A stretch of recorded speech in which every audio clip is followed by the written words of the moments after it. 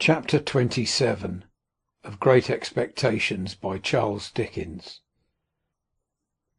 My dear Mr. Pip, I write this by request of Mr. Gargery, for to let you know that he is going to London in company with Mr. Wopsle, and would be glad, if agreeable, to be allowed to see you. He would call at Barnard's Hotel Tuesday morning at 9 o'clock, when, if not agreeable, please leave word. Your poor sister is much the same as when you left. We talk of you in the kitchen every night, and wonder what you are saying and doing. If now considered in the light of a liberty, excuse it for the love of poor old days. No more, dear Mr. Pip, from your ever obliged and affectionate servant, Biddy. P.S. He wishes me most particular to write what larks. He says you will understand.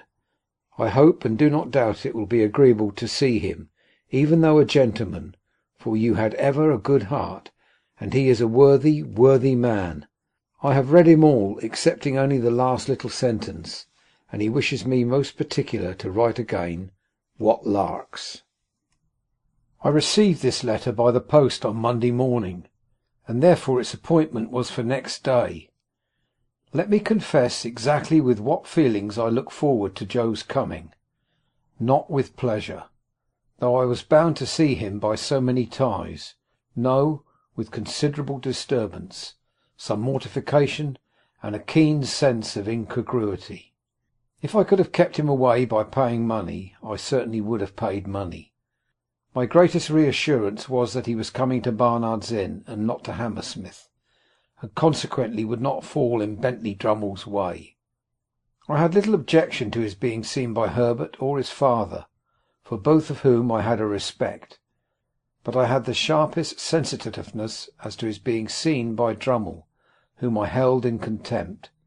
So throughout life our worst weaknesses and meannesses are usually committed for the sake of the people whom we most despise. I had begun to be always decorating the chambers in some quite unnecessary and inappropriate way or another, and very expensive those wrestles with Barnard proved to be. By this time the rooms were vastly different from what I had found them, and I enjoyed the honour of occupying a few prominent pages in the books of a neighbouring upholsterer. I had got on so fast of late that I had even started a boy in boots, top boots, in bondage and slavery, to whom I might have been said to pass my days. For after I had made the monster, out of the refuse of my washerwoman's family, and had clothed him with a blue coat, canary waistcoat, white cravat, creamy breeches, and the boots already mentioned, I had to find him a little to do, and a great deal to eat, and with both of these horrible requirements he haunted my existence. This avenging phantom was ordered to be on duty at 8 on Tuesday morning in the hall. It was 2 feet square, as charged for floor-cloth, and Herbert suggested certain things for breakfast that he thought Joe would like. While I felt sincerely obliged to him for being so interested and considerate, I had an odd half-provoked sense of suspicion upon me that if Joe had been coming to see him, he wouldn't have been quite so brisk about it.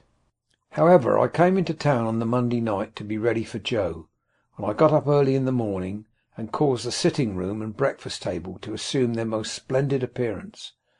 Unfortunately the morning was drizzly, and an angel could not have concealed the fact that Barnard was shedding sooty tears outside the window, like some weak giant of a sweep. As the time approached, I should have liked to have run away, but the avenger, pursuant to orders, was in the hall, and presently I heard Joe on the staircase. I knew it was Joe by his clumsy manner of coming up the stairs, his state boots being always too big for him, and by the time it took him to read the names on the other floors in the course of his ascent. When at last he stopped outside our door, I could hear his finger tracing over the painted letters of my name, and afterwards I distinctly heard him breathing in at the keyhole. Finally he gave a faint single rap, and Pepper, such was the compromising name of the avenging boy, announced, "Mr. Gargery." I thought he never would have done wiping his feet, and that I must have gone out to lift him off the mat, but at last he came in. "Joe, how are you, Joe?" Pip, how are you, Pip?" With his good honest face all glowing and shining, and his hat pulled down on the floor between us, he caught both my hands and worked them straight up and down, as if I had been the last patented pump. "I'm glad to see you, Joe. Give me your hat." But Joe, taking it up carefully with both hands like a bird's nest with eggs in it, wouldn't hear of parting with that piece of property, and persisted in standing talking over it in a most uncomfortable way. "Which that you have growed," said Joe, "and that swelled, and that gentle folked." Joe considered a little before he discovered this word. "As to be sure you are an honour to your king and country. And you, Joe, look wonderfully well." "Thank God," said Joe. "I'm merciful to most.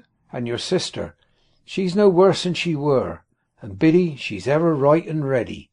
And all friends is no back at her, if not no for'ard her, 'ceptin Wopsle, and he's had a drop."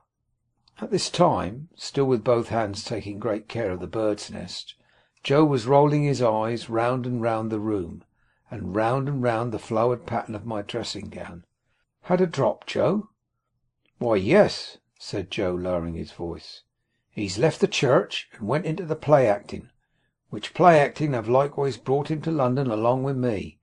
And his wish were," said Joe, getting the bird's nest under his left arm for the moment, and groping in it for an egg with his right, "if no offence, as I wouldn't you that."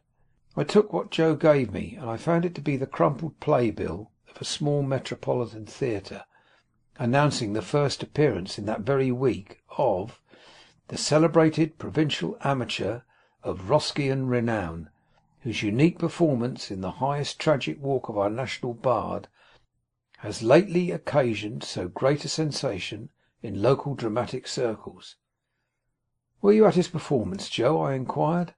"I were," said Joe, with emphasis and solemnity. "Was there a great sensation?"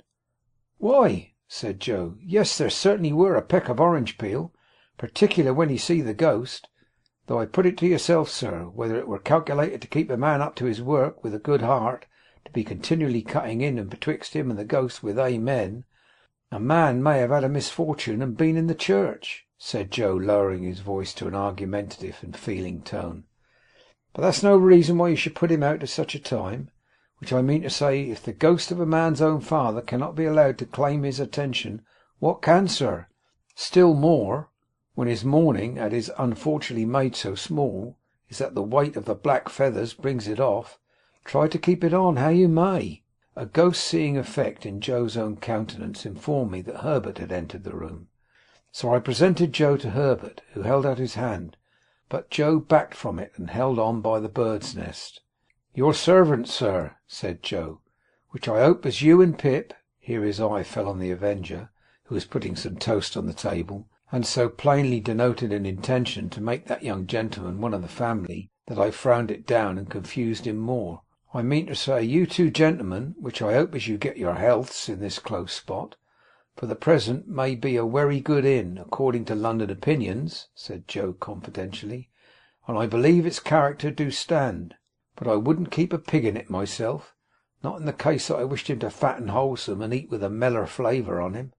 Having borne this flattering testimony to the merits of our dwelling place, and having incidentally shown this tendency to call me sir, Joe, being invited to sit down to table, looked all round the room for a suitable spot on which to deposit his hat, as if it were only on some very few rare substances in nature that it could find a resting place, and ultimately stood it on an extreme corner of the chimney-piece, from which it ever afterwards fell off at intervals. "Do you take tea or coffee, Mr. Gargery?" asked Herbert, who always presided of a morning. "Thank'ee, sir," said Joe, stiff from head to foot. "I'll take whichever is most agreeable to yourself. What do you say to coffee?" "Thank'ee, sir," returned Joe, evidently dispirited by the proposal. "Since you are so kind as to make choice of coffee, I will not run contrary to your own opinions. But don't you never find it a little eating?" "Say tea, then," said Herbert, pouring it out. Here Joe's hat tumbled off the mantelpiece, and he started out of his chair and picked it up and fitted it to the same exact spot, as if it were an absolute point of good breeding that it should tumble off again soon. "When did you come to town, Mr. Gargery?" "Were it yesterday afternoon?" said Joe, after coughing behind his hand, as if he had had time to catch the whooping cough since he came. "No, it were not. Yes, it were. Yes, it were. Yesterday afternoon," with the appearance of mingled wisdom, relief, and strict impartiality. "Have you seen anything of London yet?" "Why, yes, sir," said Joe. "Me and Wopsle went off straight to look at the blacking wearers, but we didn't find that it come up to its likeness in the red bills at the shop doors, which I mean to say," added Joe in an explanatory manner, "as it is there drawed too architectural." I believe Joe would have prolonged this word, mighty expressive to my mind of some architecture that I know, into a perfect chorus, but for his attention being providentially attracted by his hat, which was toppling. Indeed, it demanded from him a constant attention, and a quickness of eye and hand, very like that exacted by wicket keeping. He made extraordinary play with it, and showed the greatest skill, now rushing at it and catching it neatly as it dropped, now merely stopping it midway, beating it up, and humouring it in various parts of the room and against a good deal of the pattern of the paper on the wall, before he felt safe to close with it, finally splashing it into the slop basin, where I took the liberty of laying hands upon it. As to his shirt collar and coat collar, they were perplexing to reflect upon. Insoluble mysteries both. Why should a man scrape himself to that extent before he consider himself full dressed? Why should he suppose it necessary to be purified by suffering for his holiday clothes? Then he fell into such unaccountable fits of meditation, with his fork midway between his plate and his mouth, had his eyes attracted in such strange directions, was afflicted with such remarkable coughs, sat so far from the table, and dropped so much more than he ate, and pretended that he hadn't dropped it, that I was heartily glad when Herbert left us for the city. I had neither the good sense nor the good feeling to know this was all my fault, and that if I had been easier with Joe, Joe would have been easier with me. I felt impatient of him, and out of temper with him, in which condition he heaped coals of fire upon my head. "Us two being now alone, sir," began Joe. "Joe," I interrupted pettishly, "how can you call me sir?" Joe looked at me for a single instant with something faintly like reproach. Utterly preposterous as his cravat was, and as his collars were, I was conscious of a sort of dignity in the look. "Us two being now alone," resumed Joe, "and me having the intentions and abilities to stay not many minutes more, I will now conclude, leastways begin, to mention what I have led to my having the present honour. For it was not," said Joe, with his old air of lucid exposition, "that my only wish were to be useful to you. I should not have had the honour of breaking wittles in the company and abode of gentlemen." I was so unwilling to see the look again, that I made no remonstrance against this tone. "Well, sir," pursued Joe, "this is how it were. I were at the Bargeman t'other night, Pip." Whenever he subsided into affection, he called me Pip, and whenever he relapsed into politeness, he called me sir.